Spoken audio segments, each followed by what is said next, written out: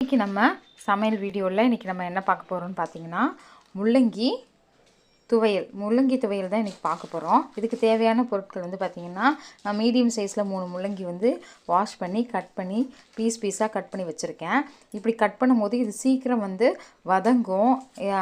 முள்ளங்கி வந்து வச்சுருக்கேன். இது இப்போ பார்த்திங்கன்னா தாளிக்கிறதுக்கு 2 இனுக்கு கருவேப்பிலை, கொத்தமல்லி, கடலப்பருப்பு, உளுத்தம்பருப்பு, சின்னோண்டு குட்டி சைஸு புளி வந்து ஊற வச்சுருக்கேன்.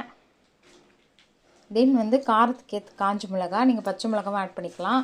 தேங்காய் இருந்ததுன்னா தேங்காவும் ஆட் பண்ணிக்கலாம், இன்னும் டேஸ்ட் நல்லாயிருக்கும். ஜீரகம், கடுகு இது வச்சுருக்கேன். சரி வாங்க இது வந்து எப்படி பண்ணலான்னு பார்க்கலாம். ஃபுல்லி வீடியோ லிங்க் வந்து உங்களுக்கு டிஸ்கிரிப்ஷனில் தரேன். நீங்கள் வந்து தயவு செஞ்சு ஃபுல் வீடியோ பாருங்கள். வீடியோ பார்த்தவங்க சப்ஸ்கிரைப் பண்ணுங்கள், லைக் பண்ணுங்கள், ஷேர் பண்ணுங்கள், கொஞ்சம் சப்போர்ட் பண்ணுங்கள். தேங்க்யூ. வாங்க முள்ளங்கி துவையல் எப்படி வந்து நம்ம செய்யலான்னு பார்க்கலாம். இப்போ நான் வந்து ஒரு கடாயில் தேவையான அளவுக்கு நல்லெண்ணெய் ஊற்றுறேன். இது நல்லெண்ணெயில் செய்யும் பொழுது இன்னும் சூப்பராக இருக்கும்.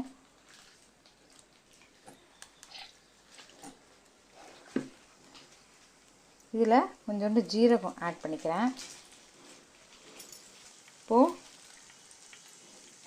இதில் தேவையான அளவுக்கு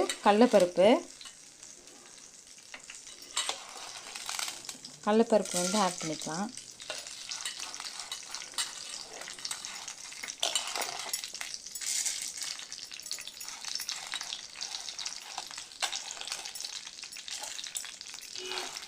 இப்போ அதே இதில் உளுந்து வந்து ஆட் பண்ணிக்கலாம்.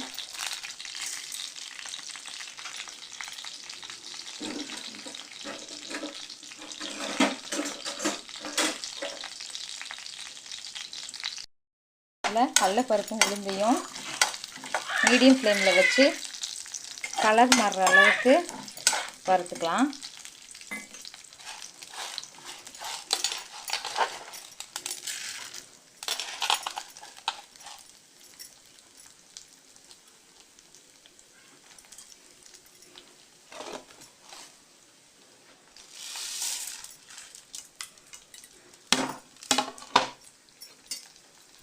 நல்லா கலர் சேஞ்ச் ஆகிற வரைக்கும் இதை நல்லா வதக்கிக்கலாம்.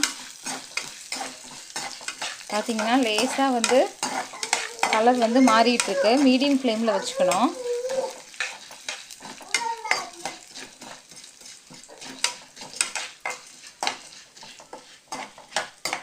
இப்போ இதில் காரத்துக்கு ஏற்ற மாதிரி காஞ்ச மிளகா வந்து போட்டுக்கலாம். வரமிளகா,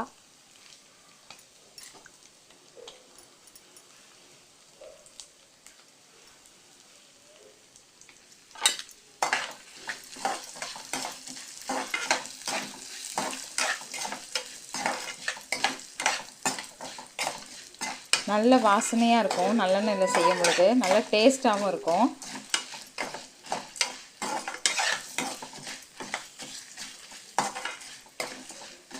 இது நல்லா வதங்கிட்டுருக்கு.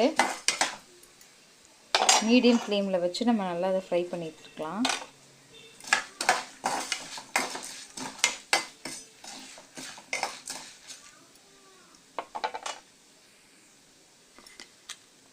இப்போ இதில் நல்ல செவந்த அந்த நேரம் மாறும்பொழுது நம்ம முள்ளங்கி ஆட் பண்ணிக்கலாம். இப்போ பார்த்தீங்கன்னா உங்களுக்கே தெரியும் கலர் கொஞ்சம் கொஞ்சமாக மாறிட்டுருக்கு.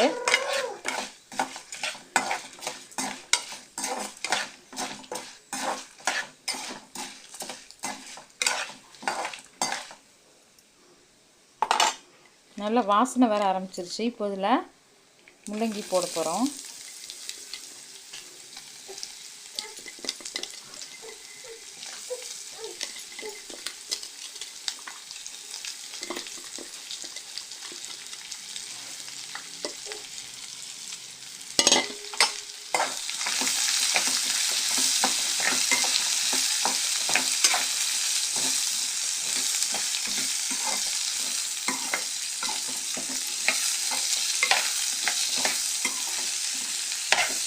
இஞ்சி போட்டு நல்லா கலர் மாறுற வரைக்கும் லேசாக நீங்கள் வதக்கினா போதும். அந்த பச்சை வாடை போகிற வரைக்கும் பண்ணுங்கள்.